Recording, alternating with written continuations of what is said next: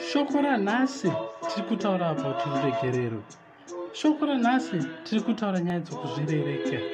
Zvino mazuva ano tane making okusaregerera, tane machief okusaregerera, tane maqueen okusaregerera.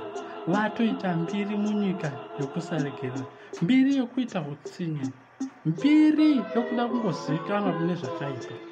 Asi nhasi ndiri kuti fall in love with Jesus, fall in love with God and see his miracles. His miracles anokusimudzira, anokuisa pachimwe chidanho, anokuisa kuti naMwari muve neukama. Nyaya yokusaregerera yaputsa zvakawanda. Mudzimba medu matigere, baba nomwana wopandukirana, hamuchina ruregero. Mai nomwana worwisana, hapasina ruregero. Ranguva bongososo munyika yose.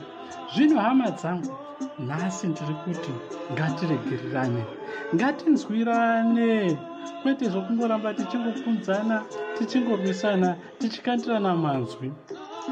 Kuona kusapona kwaunoita kungoramba uchirwara.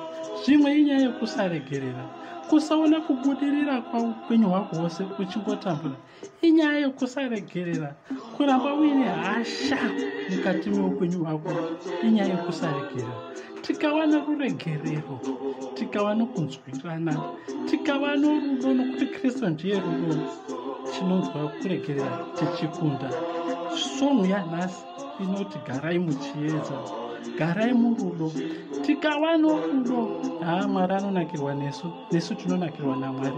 Tinonakirwa nenyika yaakatigadza, tinonakirwa nenyika yaakatipinza. Hama dzangu, shoko riri kuti ngatiregererane, nokuti Kristu rudo. Garai murudo rwaMwari, tirambe tiri mhuri imwe chete ine ruenzaniso, nokuti Mwari achatikundisa.